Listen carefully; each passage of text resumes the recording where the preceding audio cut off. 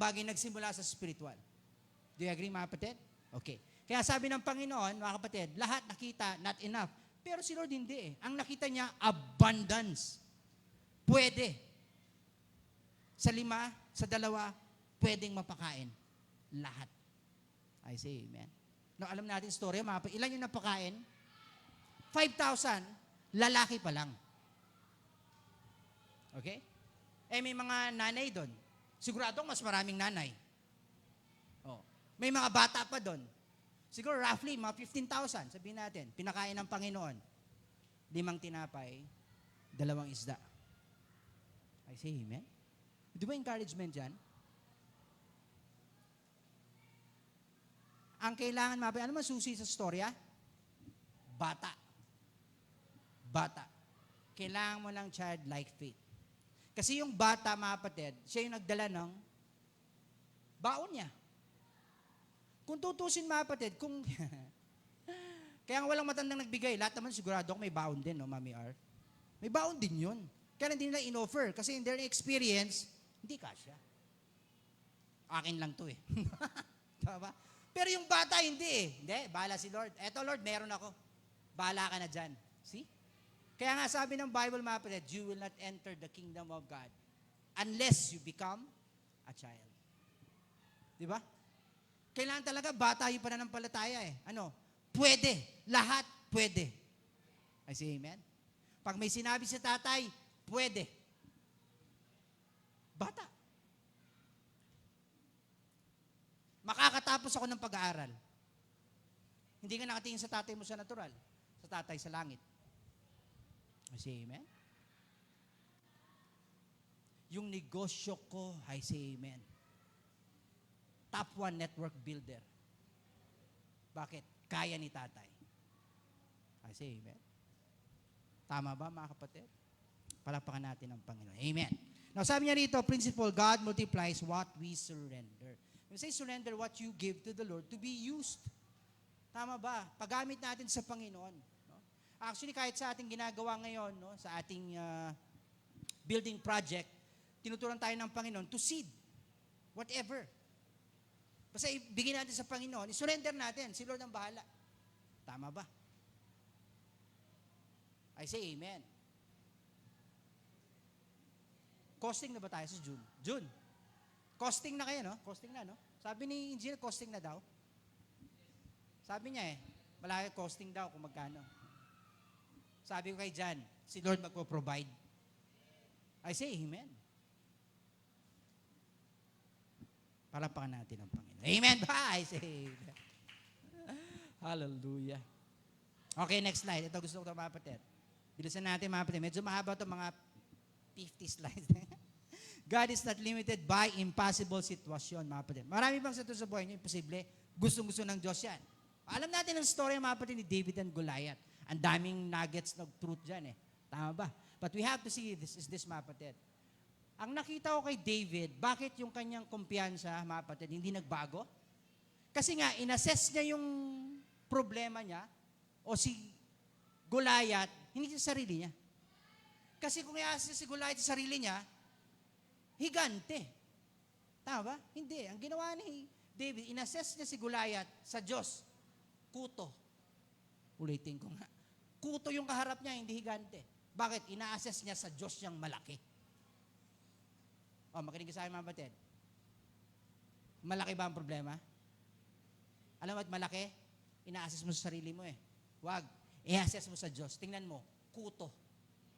Napakaliit kumpara sa Diyos, mga kapatid. Para wala akong kausap, mga kapatid. Napakalaki ng tatay natin sa langit. I say amen.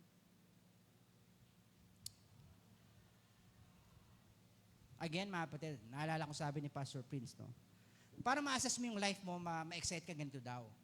Tingnan mo kung saan ka nagkakaroon ngayon ng challenges. Isa lang ibig sabihin, nandun yung breakthrough. Ulitin ko nga. Saan kanya sina-challenge ngayon?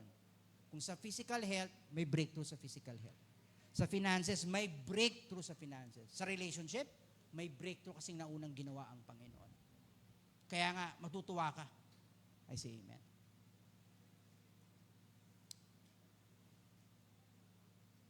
O sige mga kapatid. Lahat nandito mga kapatid, if you are struggling sa finances today, okay, sabi ng Panginoon, kumapit ka. Bakit? May breakthrough ka. Pwede mo sabihin, lahat na may utang, bayad. Kaya mangutang pa kayo. Joke lang. I say amen. Joke lang. Ang point ko mga kapatid, kasi nga hindi naman nating destiny yan eh. Tama. Ang destiny mo, magpapautang. I say amen. Pero kung nangungutang ka ngayon, basta for ikabubuhay, okay lang yan. Negosyanteng pag-iisip yan eh. Kasi magpo-produce ng income. Okay lang yan. Pero kung mangungutang ka dahil sa kapritsyo, yun ang turo sa akin ng Panginoon eh. Huwag ka mangungutang. Kami ni Chris, natutunan namin yan sa aming pagsasama. Kung meron kaming gustong biling gamit, pinag-iipunan namin. Hanggat maaari, hindi na yan. Kahit swipe, ayaw namin ng swipe. Gusto namin pag-ipunan. Kasi bakit? May provision ng Panginoon eh. Pag nakuha, yun ang time para bumili. Not unless emergency. Tama ba? Nag-gets yung mga kapatid. Kasi may provision ng Panginoon eh. Kukuha ka ng kotse. Madali lang kumuha ng kotse. May pang-monthly ka ba? Kaya ba sustain? Kaya naman, pastor eh. O kaya pala eh. Paano yung panggas mo? Kaya ba? Assess mo. Kaya naman, pastor eh. May garahe ka ba? Abala ka sa strict nyo. Pag wala ka. Assess mo lahat eh. Bakit? Darating yung tamang panahon. May tamang time nga daw ang Diyos eh. O ibig sabihin, pag dumating yung tamang panahon, lahat provided yon. Baka hindi monthly, cash mo bibilin eh. Palakpakan nga natin ang Panginoon. I say amen. Tama ba? Ganun ang Diyos eh. Lahat may timing. Sakto lagi. I say amen. Tama ba? Now, sabi niya, principle again, faith does not deny obstacles. Hindi natin i-deny yan. May hadlang. May gulayat. Pero mas malaki ang Diyos. Yun mga kapatid eh. Mas malaki ang Diyos eh. Kahit dito, lahat dito pag samasamahin mo pa mga kapatid. Sabi ng Bible, nasa paanan niya lang. The earth is His footstool. Di ang laki-laki niya. Huy, demonyo. Late mo, demonyo ka. I say amen. Ito ang good news mga kapatid. Nakaupo ka kasama niya eh. Lagi kong iniisip yun mga kapatid, nandito eh. Natutunan na ako mga kapatid, pagkausap ng demonyo, dito ka nakaturo, demonyo ka, puro ka na sa akin. Nandito ang demonyo eh. Alam mo ka-level ng demonyo? Yung ingrown mo. Ganon siya kababa. Parang ayaw niyo maniwala. Ang baba niya mga kapatid. Sino nanonood ng horror? Sige nga. Taas ang kamay, nanonood ng horror. Wala na, praise the Lord. May tinuro sa akin ng Panginoon, mga kapatid. Dati matatakot din ako eh. Ang tinuro sa akin ng Panginoon, huwag may feed yung mind mo. Matatakotin ka na, manonood ka pa na nakakatakot. Ba? Nanonood ka pa takot. Pagtapos, hindi ka makatulog. Nanonood ka nakakatakot eh. At tinuro sa akin, unti-unti, hindi ako nanonood ng mga horror muna. Binilad ko yung faith ko. Okay, sabi ng Panginoon, mas greater daw siya. Mas malapit pala ang Diyos yun. Doon ako nag-build muna. Nung nakita ko na mas malaki ang Diyos kahit sa demonyo, nanood ako ng horror, magugulat ka, natatawa ako. Hindi ako natatakot. Bakit? Kilala ko yung Diyos ko. Alam mo bakit? Pinipresent ng demonyo na malakas siya eh. Hindi siya malakas. Powerless na nga yan eh. Powerless na yan.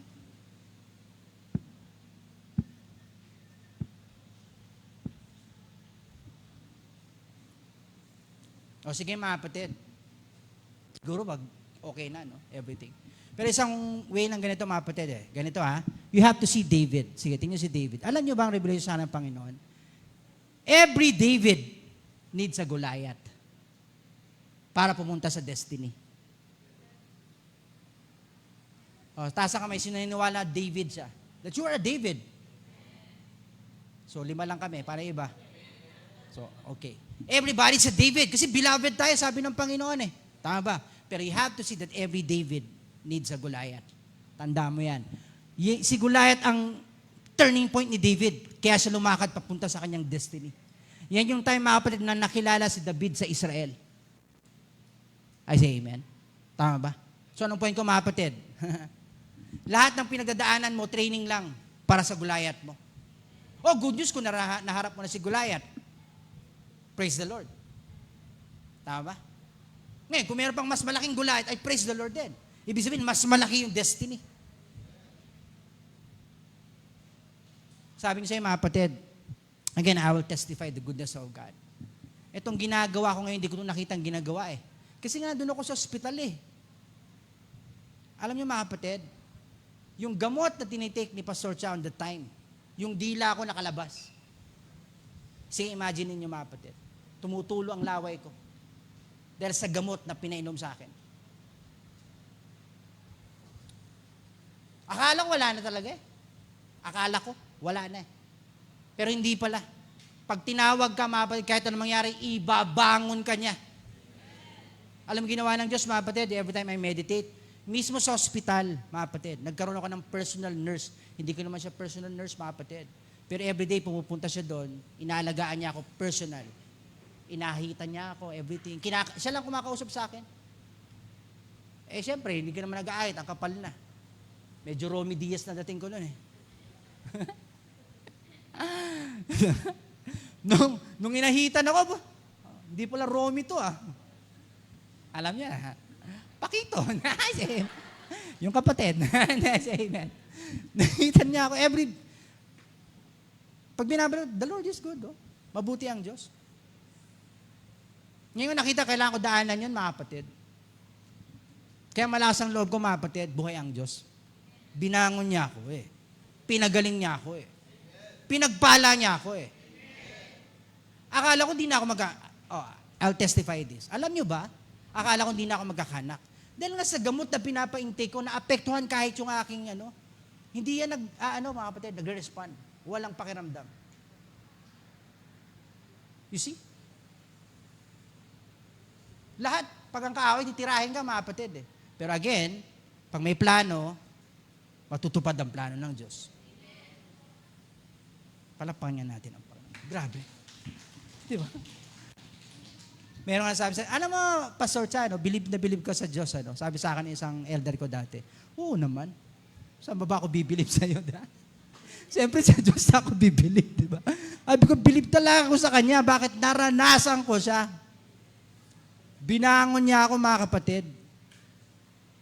I say amen.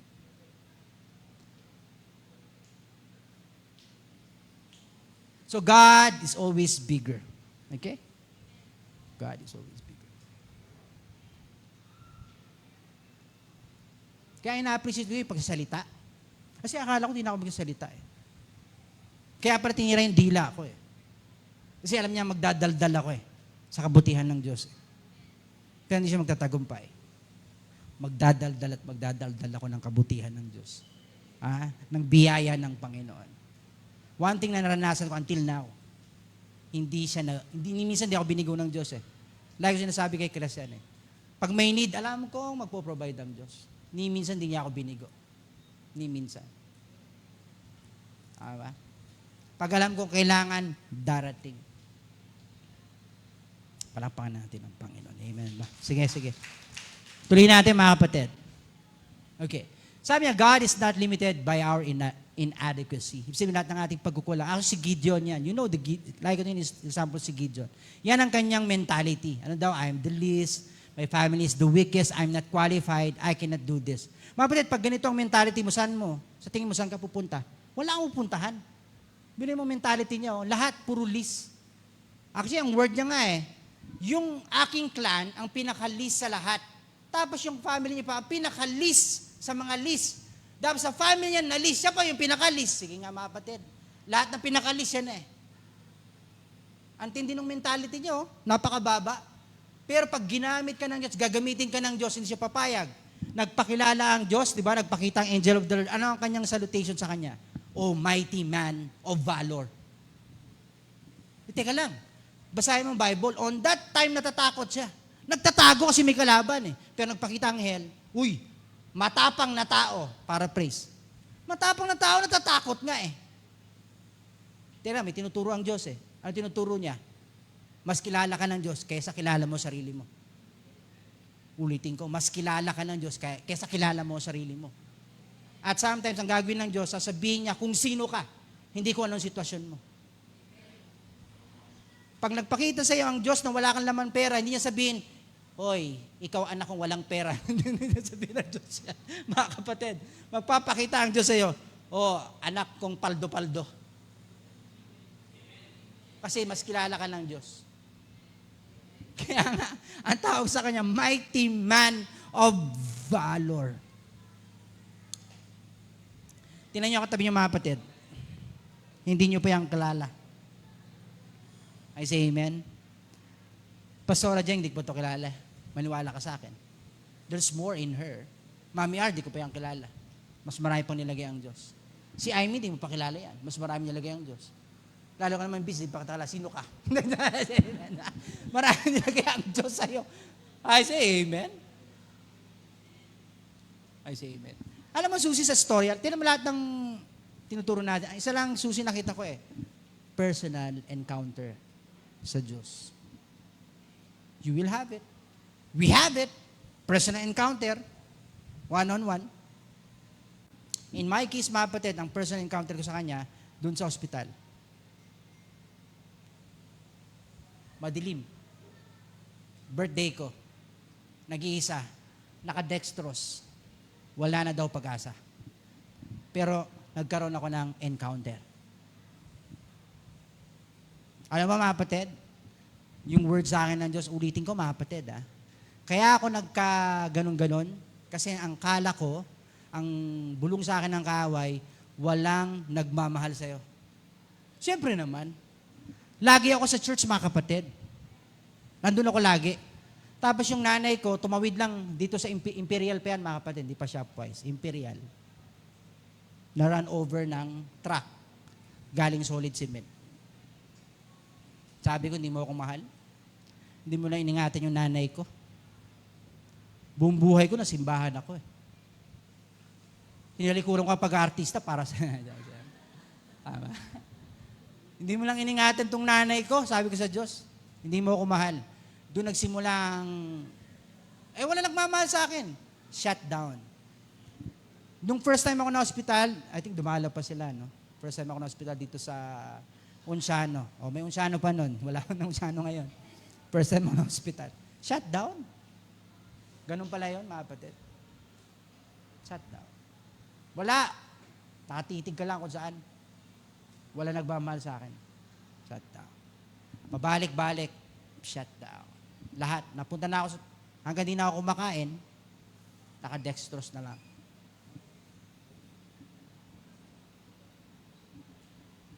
Alam mo nangyari, mga kapatid, encounter ko? Yung ginamit ng kaaway na sinabing wala nagmamahal, hindi. Nagkaroon ng personal encounter sa Diyos on that time. Ang sabi ko, umiiyak ako, birthday ko, siyempre. Birthday mo, nag-iisa ka. Sabi ko, Lord, hindi ko naintindihan lahat ng nangyari sa buhay ko. Pero isa lang alam ko, mahal mo ako. Yun na lang ang hawakan ko. Hayaan mo na yung iba. Yun na lang hinawakan ko. Basta alam ko, mahal ako ng Diyos. Alam mo, nangyari mga kapatid, December 21 yon, gabi. December 30, lumabas ako ng ospital. Pinangon ako ng Diyos Bigla ako nakatayo, kumain. Tinesting pa ako ng doktor Pag yan nakakalakad, pipirmahan ko to. Di lumakad. Lalakad lang pala.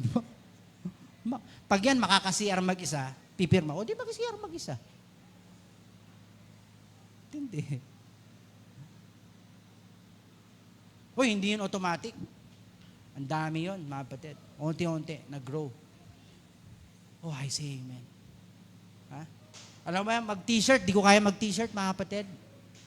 Dahil nga doon sa gamot na tinalak sa akin, hindi ko kaya Pero everyday lang, unti-unti. Kaya natuwa ako nung nakapag-t-shirt na ako. Siyempre, nakapag-t-shirt na ako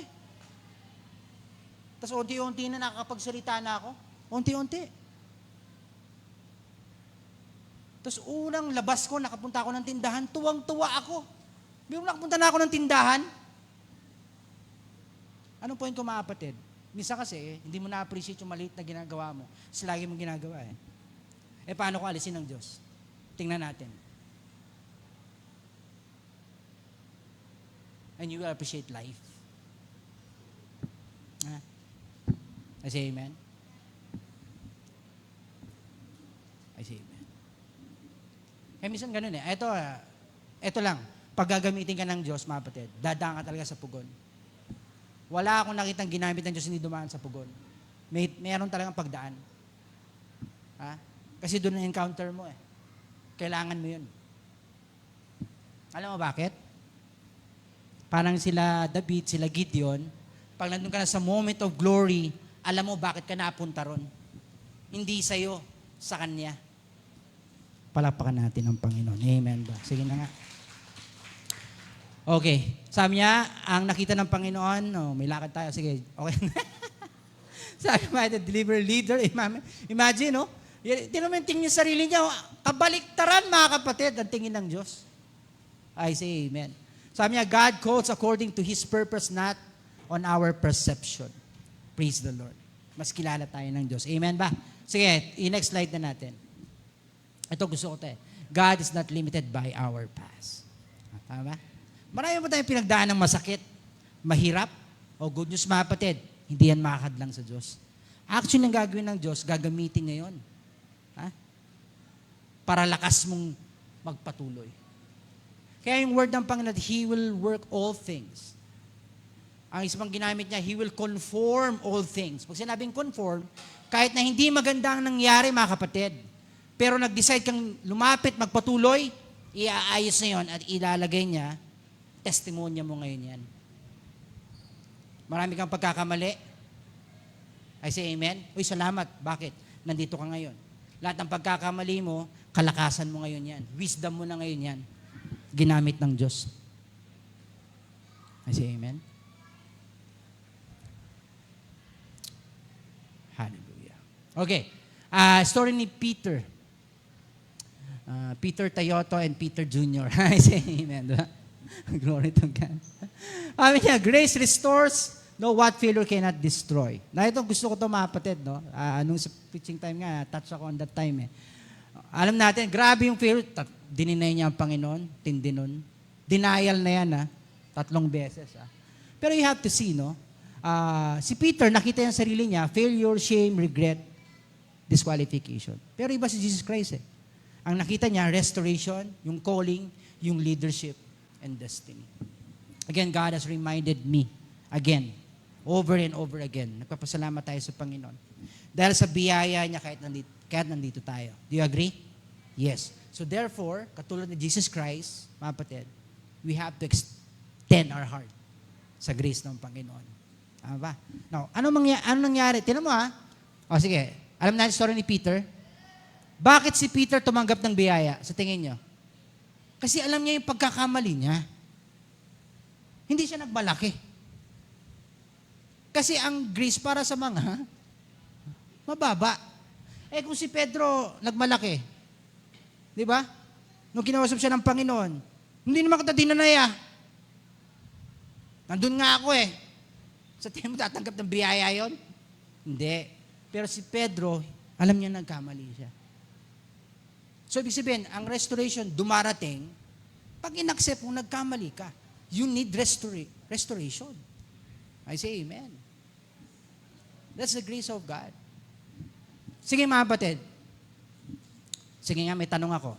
Si Jesus Christ ba nagsalita ng harsh word to any person? Maybe some of you will say, wala. Hindi, meron. Sa mga Pharisee. Now, tinan mo yung harsh word niya, hindi para sa mga sinners. Sa mga Pariseo. Mga ulupong kayo eh. Biro mo, ang sakit ton. Para kayong mga libingan, maputi pero bulok ang loob. Uy, word ni Jesus Christ yun. Sinabi niya mga, woe to you, sumpain kayo. Hinahadlangan niyo yung lumula. Di ba? Anong point ng mga kapatid? Yun ang biyaya eh. Pag nagmamalaki ka, yung word ng Lord, dudurugin ka eh. Kasi mahal ka niya eh. Wala akong kausap yata. yung kanyang encouragement, words of grace, dun sa mga alam na nagkamali. Alam nilang makasalanan ako, yun ang biyaya, tatanggap ka. Pero kung makasalanan ka na, nagmamalaki ka pa, sa tingin mo, biyaya? Hindi. Pakikilala mo na ng Diyos kung sino ka. Then, pag na-break, doon yung biyaya. Ha? I say amen. Tama? Kaya pag nakilala mo si Jesus Christ, hari kasi yun. Hari yun eh. Alam niya yung authority niya eh. Alam niyo itong mga pariseo na to, wala, hindi naka-align to eh. O i-align ka niya. O pag pa-align ka, may biyaya ka. Ayaw pa-align, it's up to you. That's the grace of God eh. I say amen. O good news mga kapatid. Bakit? Kaya tayo nandito kasi alam natin kailangan natin ng biyaya. Kaya laging nagpapatuloy at dumadaloy ang biyaya ng Panginoon. Amen ba? Palakpakan nga natin ang Panginoon. Amen ba? Okay, last point ko na to. Sabi niya, your history does not determine your destiny, but God's grace does. Ang ganda nun, ano? So whatever yung pagkakamali mo, mga kapatid, tandaan mo yung destiny mo, hindi naman na-touch eh. Secured eh. I say amen. Ang maganda yung grace ng Panginoon will empower you para lakaran yun. Puntahan yung destiny. Okay. Next, last na natin ito mga kapatid. Yan. Ano bang kingdom perspective natin for today? No? Actually, pagdating sa Diyos, no, ang naglilimit lang talaga yung unbelief. When we say unbelief, your mindset, no? Yung pinaniniwalaan mo eh. Dito yan eh, inner eh. Kaya nga nagkakaroon ng doubt kasi you don't know God eh. Hindi mo siya kilala na alam niya lahat, kaya niya lahat. Kaya hindi ka nagtitiwala.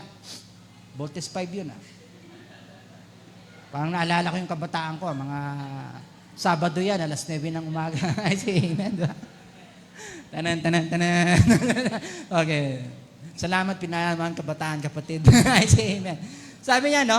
Kaya nga, ito maganda. Sa Diyos, wala naman eh. Yung age, education, background, hindi yan. Hindi makakalimit eh. Yung unbelief. Ha? Kaya nga, dito sa church, yun ang ginagawa natin, yung mind. Pinupuno natin ang pagkakaalam sa Diyos para makita mo, pwede, posible, mangyayari. Amen. Kaya nga even yung declaration mo, kahit yung ating preaching time ng last Sunday, naapektuhan yan when you know God. Tama? Paano ako magsasabi ng negative words if you know God? Tama? Paano ako magde-declare ng negative declaration and you know God? Alam mo may ginawa na ang Diyos. May access ka sa langit. I say amen. Tama ba? Sabi niya, faith does not create God's power, mga kapatid, but faith position us, ano daw? To receive what God has already provided. Nandyan na eh. So pag ina-align ka lang, I say amen, God will provide. I say amen. I say amen. Okay.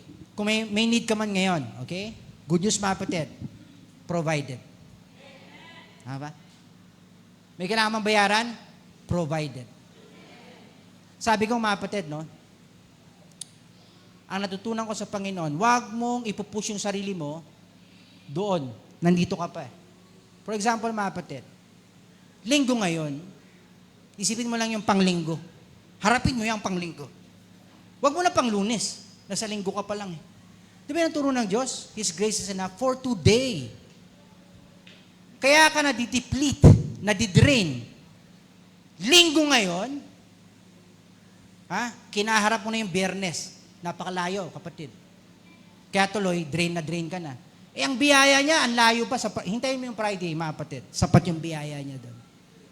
Ang good news pa, ganito natutunan ko eh. Nag-aalala ka ngayon. Tapos pagdating mo sa araw na yon, wala ka palang dapat pag-alala. Ay, di na sayang yun. Nung nag-alala ka. I say amen. Kaya nga mga kapatid, ano nga, para sa akin to pinaka-useless na paggamit ng lakas. Pag-worry. Kasi wala naman nangyayari.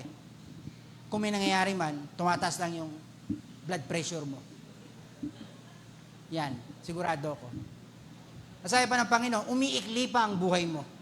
Diba sabi niya, makakadagdag ba yan sa buhay niyo, ang pag-aalala? So therefore, nakakabawas.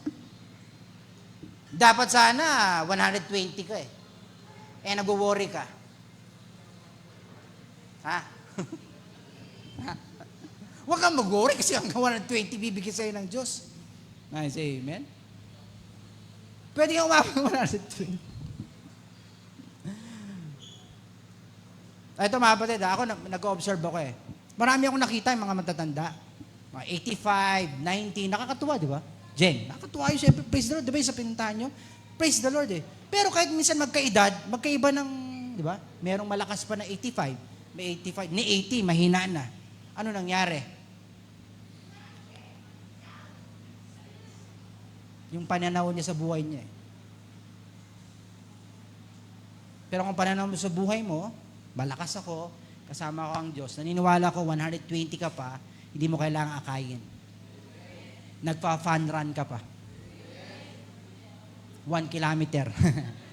Siyempre, 120 na. Bakit? Kasi nag-fun run. I say amen. 1 kilometer, ano? I say amen. I say amen, 120. Glory to God. Can I declare it, mga kapatid? Sa grace ng Panginoon, 120 aba. At least 120. I say amen. Hindi kailangan akayin. Amen ba? Okay. Totoo na to, last point. Sige, last point na talaga totoo. Totoo na to. Okay. Siyempre dito tayo magtatapos, mga kapatid.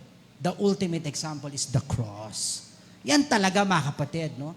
Pag tingnan mo yung cross sa natural, you can see weakness, defeat, shame, death. Siyempre na dun eh. Kaya nga sabi ng mga tao doon, kung ikaw nga talaga anak ng Diyos, bumaba ka nga dito. Natural na pananaw yan eh. Doon, pinako si Jesus Christ. Oh.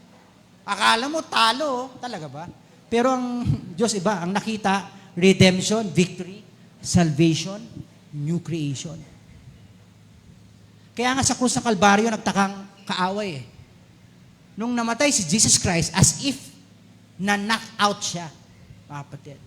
Pero ang bilang, hindi 1, hindi 2, hindi ganyan ang bilang. 10, 9, 8, 7, 6, 5. Uy, parang baliktad 4, 3, bakit parang baliktad? 2. Bakit baliktad? Kasi yung kamatayan, hindi pagkatalo, pagkapanalo natin. Hoy, palakpakan natin. Yan yung sinasabi ng Panginoon. Akala mong anong limited? May nakatagong katagumpayan. Yan ang encouragement ng Diyos sa atin. Tandaan nyo mga kapatid, makinig kayo sa akin. Revelation. Si Jesus Christ nilibing, tama ba? Ilang araw? 3. Pagkatapos, nabuhay na muli. Uy, kahit yung kamatayan mga kapatid, hanggang 3 araw lang Ibig sabihin, nararanasan mo, akala mo parang pastor, parang kamatayan na to. 3 araw lang yan, kapatid. Hindi yan magtatagal. May pagkabuhay na muli. Okay, palakpakan natin, may pagkabuhay na muli. I say amen. Pastor, yung finances ko parang nilibing na. 3 araw lang, kapatid. 3 araw lang. May pagkabuhay na muli. Pastor, yung kalusugan ko parang yung isang pa ako nasa hukay na. Parang gano'n. O kapatid, 3 araw lang yan. Ibabalik ng Diyos dito. At itatayo ka pa. Palakpakan natin ang Panginoon. Amen! I say amen. Gusto ko lang magpasalamat, no?